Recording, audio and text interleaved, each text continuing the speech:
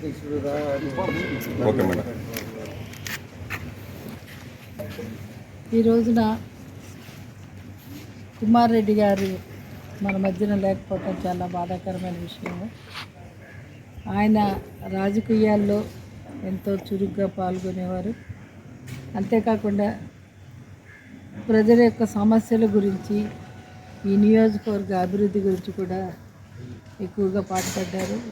దానికి ఉదాహరణ ఇక్కడ ట్రామా సెంటర్ తీసుకురావాలని నేను హెల్త్ మినిస్టర్గా ఉన్నప్పుడు పట్టుబట్టి దాన్ని శాంక్షన్ చేయించుకోవటం కూడా జరిగింది.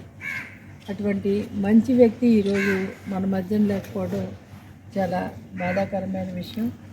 ఆయన ఆత్మకి శాంతి చేకూర్చాలని, ఆయన కుటుంబ సభ్యులకి మనోధైర్యం కలగజేయాలని ఆ భగవంతుని ప్రార్థిస్తాను.